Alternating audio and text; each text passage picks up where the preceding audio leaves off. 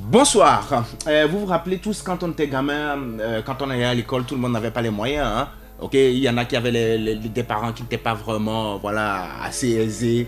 Donc quand les autres venaient avec de vrais sacs à dos, vous voyez bien fait là. Il y en a qui utilisaient par exemple les sacs de maïs et puis ils le découpaient et puis bon, on coud et puis on met l'ardoise dedans et puis bon là, l'enfant va à l'école avec quoi. C'est ça qu'on appelle utiliser les moyens du bord.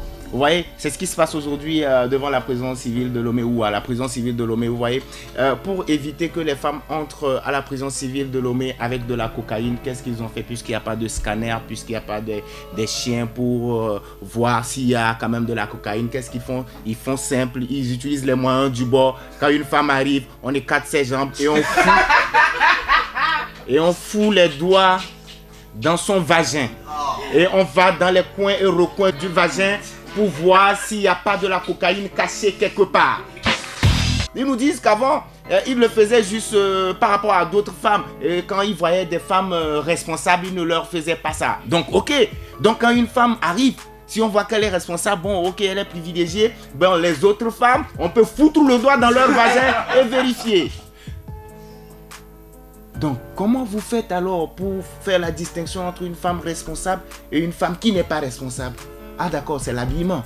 Ah d'accord. Donc quand la femme elle arrive, vous regardez son habillement. Bon, celle-là, elle est responsable. Hein. Bon, elle est là. Celle-là, elle n'est pas responsable. Foutez le doigt dans le vagin pour voir s'il n'y a pas la cocaïne dedans. Vous imaginez le mari à la maison, quand sa femme lui dit, je vais aller rendre visite à mon cousin qui est en prison. Mais le mari va dire, ah, on fait toujours la fouille. Il dit, ouais, ah, donc on va foutre le doigt dans ton vagin. Ok, va revenir. Hein. Donc le mari, il est tranquille à la maison, sa femme va aller, et puis on fout le doigt dans son vagin. Peut-être c'est pas un seul doigt, peut-être c'est 2, c'est 3, c'est 4, on ne sait jamais. L'essentiel c'est de voir s'il n'y a pas de la cocaïne dedans. Et on trouve que c'est normal. Non mais c'est normal, ils ne peuvent pas faire autrement, il n'y a rien à faire quoi. C'est ce qui se passe. Écoutez, je vais vous expliquer un truc. Pour moi c'est un viol. Parce que quoi? Vous voyez les femmes, quand une femme doit aller faire des consultations ou quand elle doit aller dans leur histoire de gynécologie et tout ça, il y a des femmes qui préfèrent que ce soit les hommes qui les touchent, d'autres qui préfèrent que ce soit les femmes qui les touchent. Celles qui préfèrent même que ce soit les femmes qui les touchent, elles ne veulent pas que ce soit toutes les femmes. Il y en a qui disent aujourd'hui, moi je préfère quand cette femme me touche. Parce que c'est une question d'intimité. Pour que vous le sachiez, peut-être qu'ils ne le savent pas, le vagin c'est quelque chose d'intime.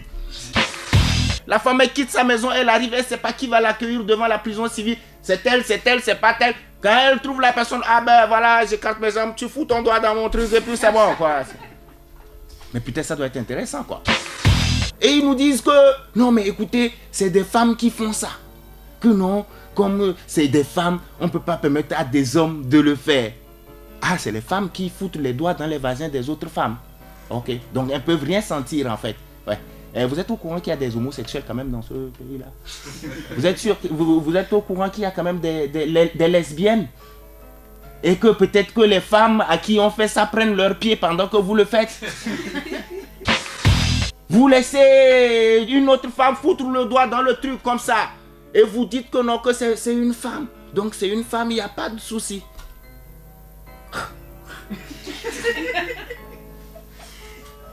Non mais c'est tellement intéressant que moi je me dis, bon voilà, le mari à la maison, il se dit, bon ma femme elle est allée se faire doigter, point final, il n'y a rien à faire. Et on nous dit non qu'on utilise des gants.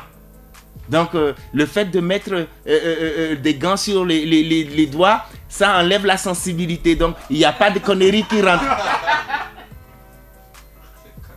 Qui vous a dit que la personne qui met son doigt ne peut pas sentir la douceur? Qui vous a dit ça? Et on dit qu'on met des gants. Mais pendant que vous y êtes, faites la fouille avec de vrais pénis. Et là, pour pouvoir prouver que vous prenez soin quand même de la personne que vous fouillez, mettez des préservatifs sur les pénis et puis allez-y, au loir. Non mais moi je les comprends parce que ils ont dit qu'ils ne peuvent rien y faire. Ils disent que même quand leur femme arrive,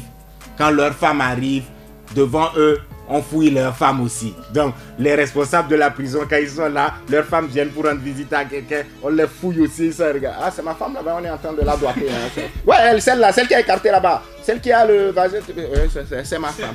Pardon, laissez nos femmes tranquilles. Laissez nos filles tranquilles. Parce que moi, je ne peux pas permettre que ma fille, par exemple, de 15 ans, à rendre visite à quelqu'un ou de 17 ans aillent rendre visite à quelqu'un en prison et qu'on dise qu'on a écarté ses jambes pour mettre des doigts dedans.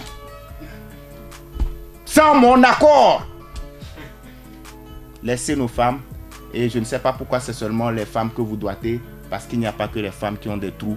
Prochainement, prenez aussi des hommes et mettez vos sales doigts dans leur anus pour voir s'il n'y a pas de la cocaïne dedans.